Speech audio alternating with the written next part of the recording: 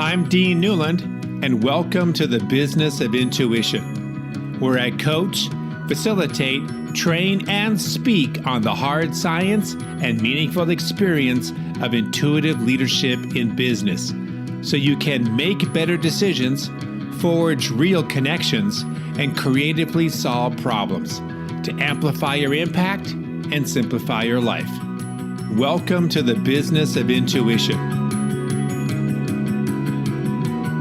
Well, Rich, it is a delight to have you on the Business of Intuition. I know you and I spent a few minutes kind of getting to know each other. And of course, I'm quite impressed by your background and the fact that in your early 50s, you ran the New York City Marathon. I am impressed knowing that I've done a little bit of running, but I've never run that far. I think maybe I've run my entire record has been 7.5 miles. But the fact that you did 26.2, 26.4.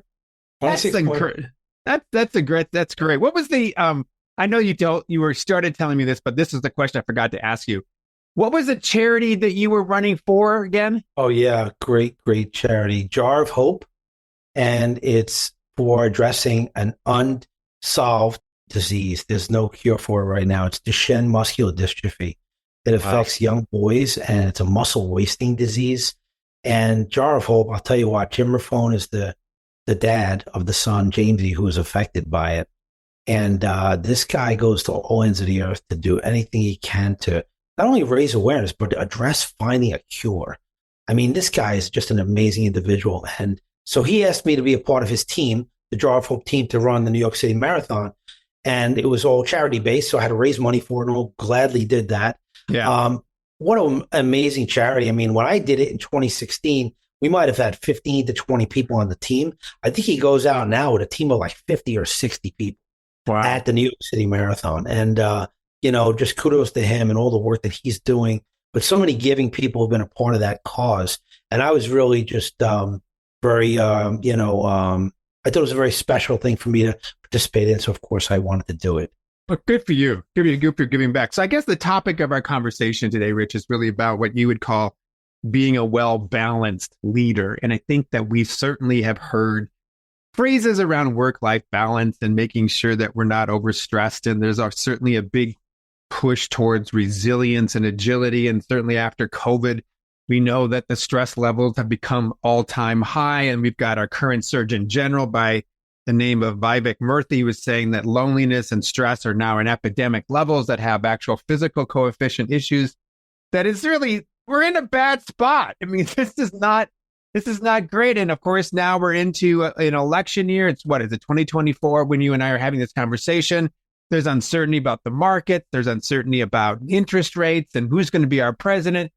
And while the economy seems to be chugging along, people are still feeling nervous and scared. And we're almost into a pattern of fear. There's one guy I interviewed from the UK a while back, and he said that we kind of have been given a dose of fear porn, he called it, which I thought was an interesting turn of phrase, provocative for sure, but got the point across that we're sort of swimming in an ocean of worry and concern. So I think the topic around how do you cut through that and overcome sort of the addictions to fear and addictions to being out of balance. I would love to get your thoughts on this. So let me also just sort of tee up another quick thing, which is somebody was talking to me recently about, and it goes into your topic, around that the biggest, skill that we've been saying for a long time for executives is self-awareness. And it kind of got me thinking that maybe it is important, but there's something before self-awareness that's important, which is focus. And our inability right now to stay focused is becoming more and more challenging, which I think has a direct relationship to our ability to be self-aware, which ultimately relates to our ability to create more balanced lives, right? If we don't have the intentionality and the focus, then how can we actually have the intentionality and the focus to be able to be in more of a balanced leader, to your point. So I guess as a long lead in, Rich, give us a quick, high level, elevator. Who the hell are you, man? And what is your background and why is this topic so important to you? Okay, absolutely. I appreciate that. And Dean, I'm really, really excited to be in this conversation with you on the podcast. My name is Rich Bruno, and I live in Freehold, New Jersey. I had a 30-year supply chain leadership career across 3 major companies, had a wonderful, amazing career, always focused on leading others and talent management and development. I think a common thread for me would be that I really like having an impact on other people, right? So I had a 30-year supply chain leadership career. I also have a small business in the health and fitness space called the Max Challenge. And that is all about helping people live happier, healthier lives. I've been doing that for about 11 years. And in the last 5 years, I've been coaching and consulting executives and small business owners. And again, that ties to wanting to have an impact and genuinely wanting to help others, right? So that's really the common thread in terms of what's about me. I retired almost 5 years ago.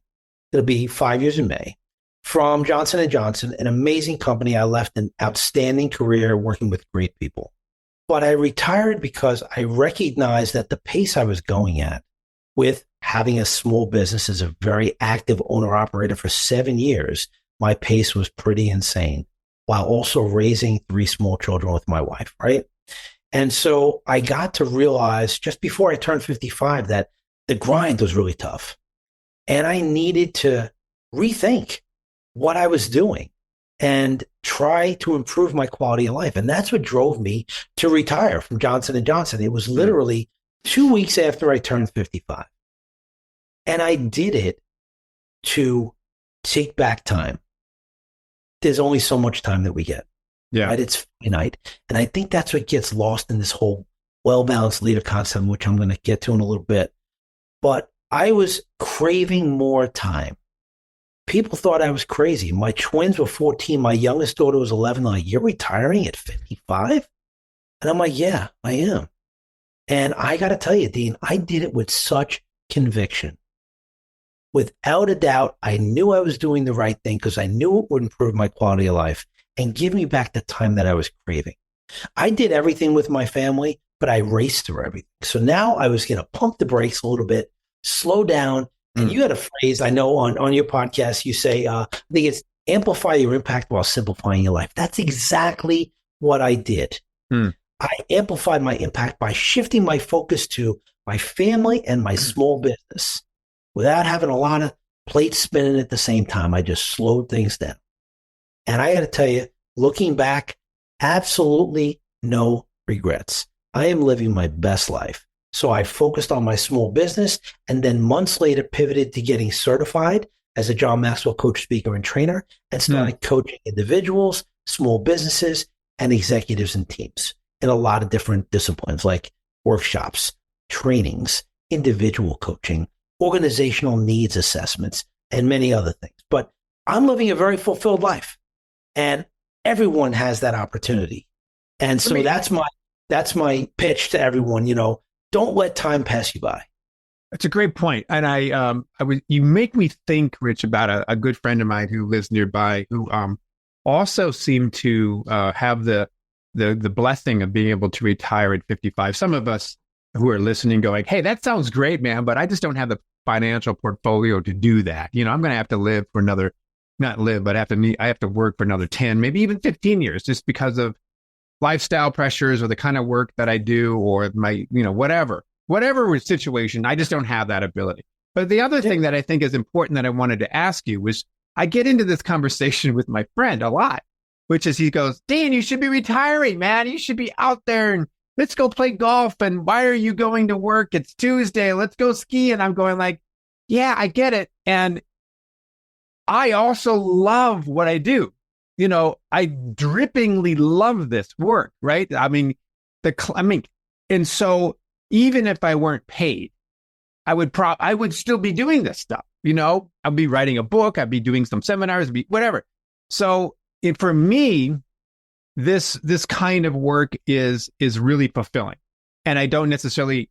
So here's the trick is that the thing that you love to do sometimes can be so consuming that it does start to put you out of balance, right? Yeah. You're in love with the work that you do, and yet you're putting in 15-hour days, and you're beginning to find yourself out of balance in some other spot. So I guess the question that I come back to you is, for those of us who are not going to retire at 55 for whatever reason, and don't pivot in that way that you did, but love what they do, but still at the same time, maybe overdo it? What's your recommendation? That is a great point. And I should have mentioned that, I realize not everyone can retire. Very first thing I did, I'm a very thoughtful person. I checked the financial box. I asked the right questions to the right people and said, okay, I can do this and shift my focus to a business that I had. Not everyone has that. That said, I also am a big, big proponent of do what you love. Yeah. Like I said, back to there's only so much time. I was blessed. I was very passionate about any work I ever did in my corporate career, as well as what I'm doing outside of the corporate arena. And so that's a big motivator for me. So I would tell everybody, first of all, do what you love doing. Okay, you can't retire. I don't even consider what I did retiring. I just shifted gears to do something else, right? So yeah, I retired from the corporate arena, but I didn't retire. I'm not sitting on a couch. Like I'm busy, I'm hustling. I am chasing after what I love to do. So first thing I'd say, do what you love to do. If you don't love doing it, find something else to do that meets whatever your conditions are financially and otherwise. But in terms of getting out of the balance, and we'll talk about the well-balanced leader in a minute, but what I would say is it's really a matter of being self-aware and shifting your priorities. I don't know that the word balance is really appropriate, because if you went to a corporate executive and said, hey, get some balance, they're going to say, you know what, I got this 15-hour a day job. And that's what it demands of me. But I would say, okay, find ways to integrate fun for you, right? Don't lose sight of you. What about your self-care? What about your relationships, your own personal needs, right? You need to find the space for that. And you know what? It takes a lot of discipline. It takes a lot of self-awareness. But what I would say is don't be one-dimensional, right? Shift your priorities so that you can get your needs met in other areas, not just professional. So, Rich, do you think that so much here? It's a rhetorical question, but I'm going to ask it anyway. Okay. Are some of us addicted to a pace of life that ultimately has some aspect of self-sabotage? No question about it. I can't give you studies and data, but I will tell you from many people that I talk to, it is a bit of self-sabotage, because some people crave that. They're motivated by, I'm the king or queen of the hill, right? So like it all stops at buck stops at me kind of thing. And they thrive on that responsibility and all of that comes along with it. So it can be addicting. And look, if you love doing that, that's great. But my point is, without having other elements of your life, that one-dimensional space you're in will run its course and you'll be done. At some point in time, you are going to retire, right? So that corporate executive that is all about 10xing their business and being the best rock star executive there is, that's all well and good. But at the end of the day, when you realize, okay, the work is done, and you go to live the rest of your life, God willing, there needs to be something to go to. What are you going to go to? Do you have a hobby? Do you take care of yourself? Do you have relationships, family, friends, and interests? Or were you so consumed in your professional space that you lost all of that? And that's what the well-balanced corporate leader is all about. The philosophy there is you can have a totally fulfilled life so long as you're self-aware and you shift priorities to make sure you're addressing the things that you need for yourself. Absolutely. Recently, within the last year, I was witness to my mother's slow demise and eventual death. And no, it's all fine. I have no regrets about my relationship with her. It was just beautiful. And I noticed how she was always a doer in her life. I always saw her as the person. I suppose some of my doer-ness came from her or was motivated by her. And I noticed and watched her struggle with letting go. And this was the ultimate existential letting go, which was that of life, that of this mortal coil, if you will. And the fear that was there for her and the outright confusion about how to do this process, right? And so I'm watching her and she's asking these questions through the cloud of dementia and painkillers and so forth, that she was sort of a representation of the struggle the rest of us go through, maybe unconsciously on a daily basis, which is, how do we let go into the present? How do we let go of this grind, this hamster wheel of doing, those of us who are in that and easily find ourselves victim or prey to it? How do we let go of that? And I think it kind of taught me, and it gave me the example of, it never ends, unless you decide to create some balance, unless you decide to do the work that you do, be with the people you love, at the same time, be present, really be present. Because being present means you're not about making the next thing happen at lightning speed. It's about being able to have moments of slowing down, to your point. And I don't know, I'm wanting to get your reaction to that and see what your thoughts were with respect to the notion that self-awareness and prioritization requires that intentionality to be present and to really, be in the moment and face what's there. And, what's your thoughts? I love all of this. I love that word, intentionality. Prioritization is something I do a lot of myself, but also with a lot of the people that I work with. And it's very interesting. Sometimes the things they think are really important, when we go through the exercise, they realize are not that important, right? Yeah. So the being present part also very much about me, right? So I want to completely be a part of whatever I'm in the moment. I don't want to be multitasking. I want to be present 100%. And that requires making choices. So the point of your mom being the doer and people being that hamster on the wheel, and I jumped off, as I explained to you, right? With deciding to retire at 55. I kind of slowed that down. Yeah. So that was a choice, right? So the point of all of this is, unless you step back, stop, think, become more self-aware of what's going on around you and what your tendencies are, without being intentional about making choices, you'll just keep that pattern up. Yeah. Instead of stepping back and saying, you know what?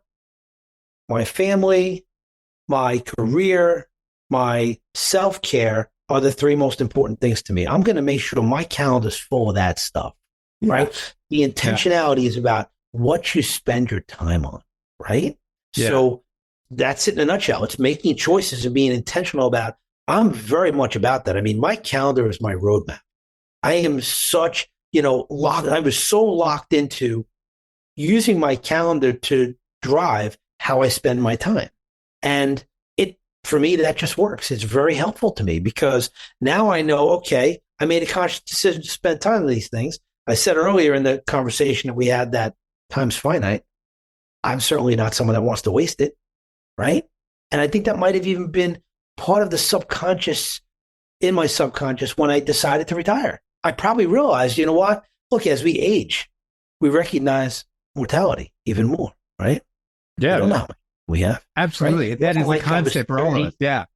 Or 40, I was in my mid-50s, now almost 35, 40 days from becoming 60, right? So to me, I want to get every moment I can, right? So that's where the choice is tied to even professionals, not just your mom, but any senior leader who is so purely driven about the demands and driving results. It's stepping back and being intentional about those choices so that you can be outside of work.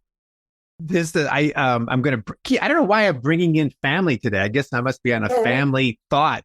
So I want to switch to the other side of my family, which is my dad. What I noticed when he retired, he had a very purposeful job. He was a reporter for the Minneapolis Star-Tribune for like 35 years. And he was sort of the old school, let's take 2 weeks to study a story before you actually publish it. We don't necessarily have that kind of investigative journalism anymore. But nonetheless, he really felt, rightfully so, that he was doing something that mattered. There was purpose behind what he was all about. Right. And identity and prestige and all this stuff that gets wrapped up into your career, that whether it's being a reporter or a coach or whatever, an executive, you could certainly see the corollary. When he retired, it was different. He all of a sudden sort of lost a sense of identity. And, in some sense that in the quietness of an empty house, because his wife at the time was still working, he had to look in the mirror and see himself and deal with whatever he had to deal with, you know? And the existential questions about who am I? What am I all about? What do I want to do now? I wonder at times if the pace that we give ourselves or that we put ourselves through is, one, we want to accomplish things. Two, we know we have a limited amount of time on this planet. So gosh darn it, the clock is ticking, get with it. And three, we may not want to take a look at some stuff that we're avoiding, that the pace of our lives is an avoidance tactic. Thoughts? What do you think? Absolutely. Look, let's look at it in terms of your day-to-day work, right? I'll use that as an example. How many times do you find yourself, maybe even, and I know a lot of people that do this, they have a long list of things to do. They do the easy stuff first. They leave the hard stuff for later, right? So that's like an avoidance tactic, right? Yes. Oh, I'll leave the hard stuff. You read Eat That Frog. It's all about doing the hard stuff first, right? Mm-hmm. So yes, I absolutely believe you can get buried in things to drive you away from something that you might not want to deal with. But when it comes to the retirement, if I could just pivot to that for a second, related to your dad, here's something that I think is very important. Like, you know, I've seen people, my dad's retired, right? And you know, that transition, not everybody makes it smoothly. Right. And right. I want to go back to that word intentionality or being intentional. And I think you need to think through what that might look like. Some people retire because they just need to get out of their job. Look, I'm done. I've done enough. I want to do nothing. They think the grass is greener, right? Mm-hmm. They go to the greener grass and like, what did I do? Yeah. Oh my God, what am I going to do with myself? Oh, I don't even have any hobbies or interests, right? So I think it's very important that you try to think through how you can gracefully transition. Some people have a harder time than others, but that's also why I think everyone needs an exit strategy. Whether you have a small business, whether you're in a corporate, role as a senior leader, whether you are an individual making a transition from a lifestyle in one way to another, everyone needs an exit strategy. And that requires some planning. But not everybody that goes to retire plans. They just like, you know what, if I'm done, I'm going to tap out. And they go and then they have to find themselves again. And that becomes a little bit unfortunate for them because they realize they didn't invest in themselves pre-retirement to have a more fulfilled and a higher quality of life when they do retire. You know, you mentioned that word or that phrase, invest in themselves. I want to sort of highlight or underline and bold that, italicize that a little bit. There's a certain interesting irony around that, which is I noticed that the purpose by which a person is so invested in, say, giving to other people can be enhanced by simply doing what you just said, investing in themselves. And the way in which they invest in themselves is directly the same thing that they would hope other people to do. So here's an example that might make this more clear. I was doing, I don't know, there was done some work, a lot of work in healthcare, and the irony with healthcare providers, which their purpose is to be able to increase the length and the quality of their patients' lives.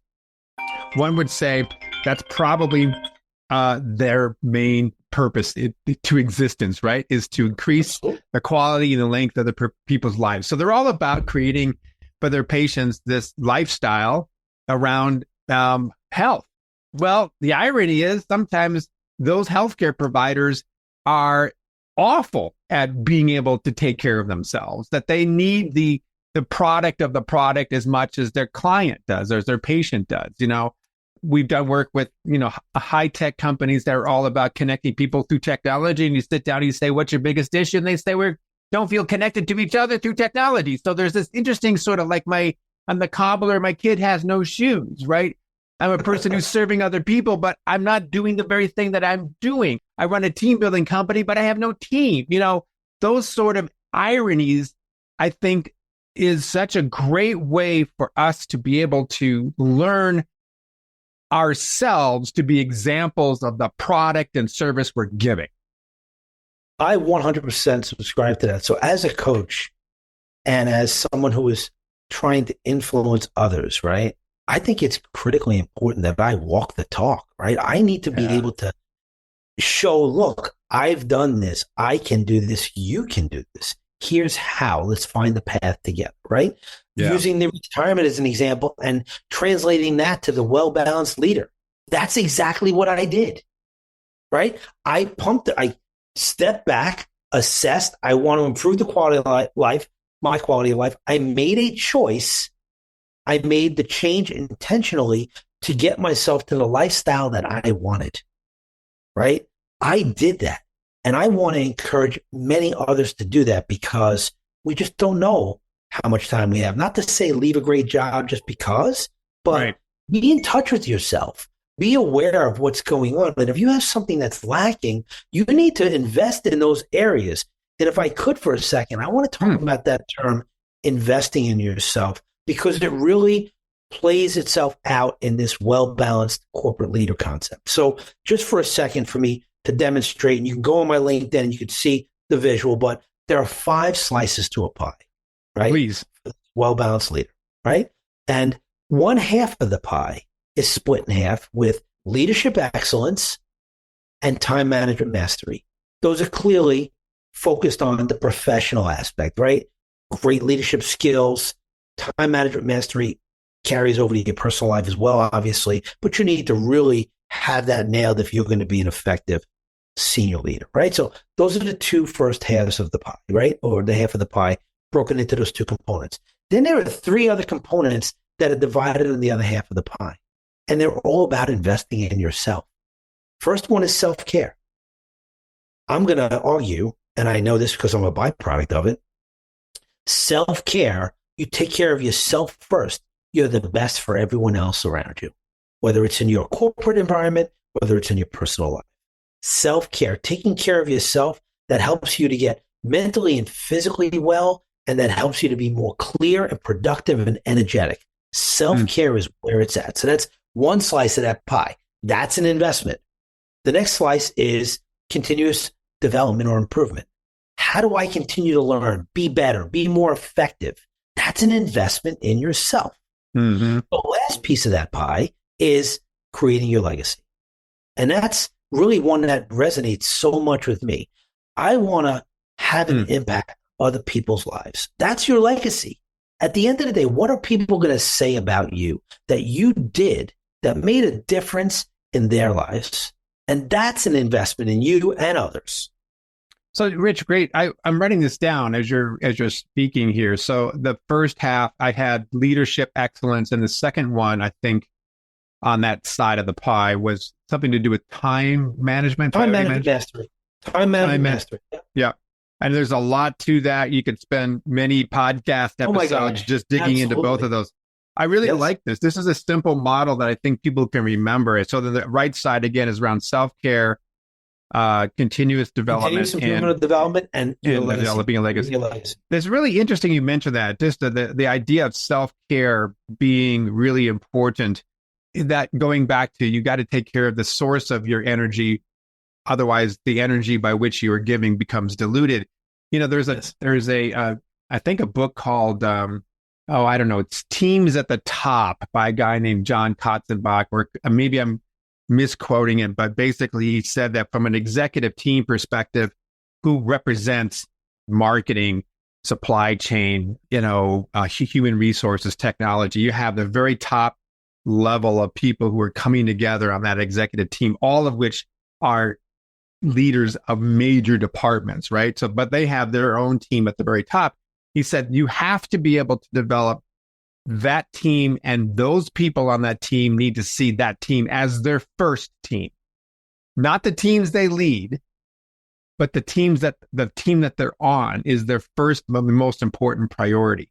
And so I use that as an analogy in that the work that we do as individuals, my first team, so to speak, is the team of me, is to take care of me first. Meaning, in the same way that if I'm the head of IT, I can't take care of IT as well if I don't find my support and growth in the team that I'm on, right? I can't be a good consultant for other people or lead other individuals if I don't take care of the very first important person, which is me. I think I'm trying to create this another way of saying what you just said. So I really like that, and I subscribe to it.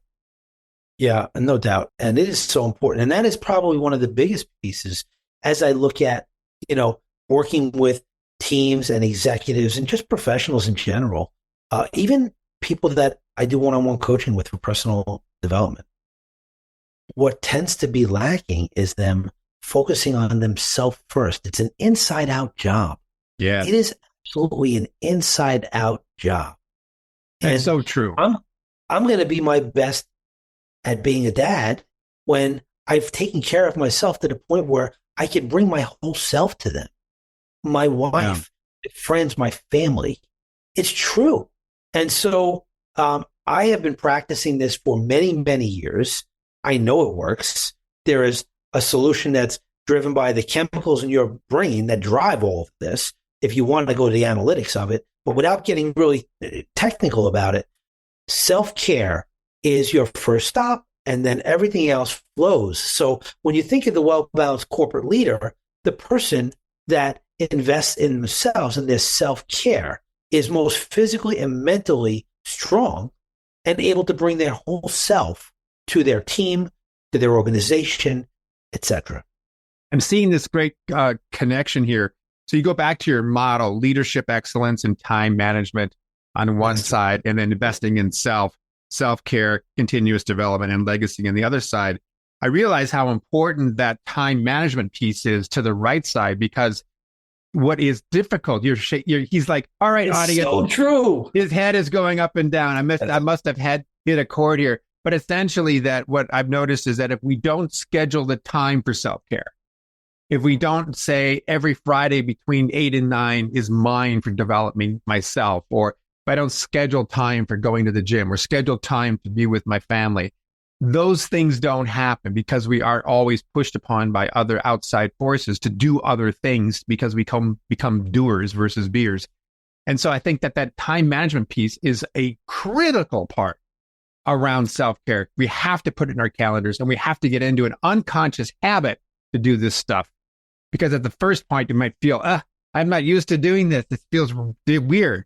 But after a while, I always go to the gym at 4 or whatever. It becomes as natural as, driving to work, and you don't think about the way in which you do it, right? That's the point where we're going to get to. 100%. I was nodding emphatically when you said you are mastery, because that is absolutely the case. So just as the self-care on the left side of that pie carries over to the professional side, the time management mastery, I purposely named it that, is about being in touch with your biggest priorities and then intentionally allocating the time to make them happen. So let's use self-care as an example of that time management mastery, right? So you said establishing these routines. It seems odd at first, right? So Hal Elrod's Miracle Morning is a perfect example of this, right? Hal Elrod's Miracle Morning, or if you could go to Todd Durkin's Get Your Mind Right, they both have like routines. Let's just call them routines that start in the morning. And it's all about quiet time. It's about affirmations, all perspective and mindset stuff. Then there's a physical dimension to it, right? It's exercise for a certain amount of time. Doesn't have to be terribly vigorous, right? There's journaling, there's reading for continuous learning, right? And so you do all of those things in Hal Elrod's world. It's all done in the morning, 60 to 90 minutes dedicated to you. Now imagine you start your day. That's your self-care for the day. I don't know. I'm ready to crush it after that. Absolutely. Right. Because I have taken care of myself in so many dimensions. Learned a little, scribed a little, had some thoughts, said my affirmation, which is, I don't know if you can see behind me, win the day, right? I say that every day. Just get up and do your best every day, right? You see how that energy is coming out from me, the mindset, the intentionality of making sure that's important. And to your point, it's like brushing your teeth every day. Basically, it's something you're going to do every day. It's part of your routine. It will become a habit, and you'll see how much it'll serve you in other aspects of your life. Yes, absolutely. Rich, this is right on. You're like a kindred spirit on this topic. I really appreciate it. Tell the people who are listening in on this how they can follow you, learn more about what you've been talking about. Yes, you could find me. I think the best way is to go to Linktree. Rich Bruno Consulting. You'll see all my socials, LinkedIn, Instagram, Facebook, etc. You'll be able to book time. And that's a really important point. Like at my core, I want to have an impact and help other people. So if this conversation resonated with you, I want to be a part of that solution. I would love to help you address the challenges that you have in these areas or others, right? So you can go on that link, trade Rich Bruno Consulting, go to the Calendly link, book a free 30-minute Zoom session, and I will provide you with actionable steps to address your challenges. That's what I would offer back. But getting in touch with me, again, through Linktree, active on LinkedIn and other socials. And yeah, I would very much like to connect with people who really see this as something that's important to them, but maybe haven't been able to solve for it yet. Mm-hmm. Well, I think your message is so clear and pure, and it goes right back to the very beginning of this conversation when you donated your time and your body to a very worthy cause by running in the New York City Marathon. And it just seems to be a great way of finishing up this chat by saying thanks again. And it's just keep up the good work and keep up winning the day. Yes, absolutely. And Dean, it was such a pleasure to connect with you. I really enjoyed this conversation. You as well. Thank you. Thank you for listening to The Business of Intuition. If you enjoyed the show, please subscribe, rate, and review on Apple Podcasts, Google, Spotify, or wherever you get your podcasts. If you'd like to learn more about Dean or Mission Facilitators Leadership, go to mfileadership.com. That's mfileadership.com.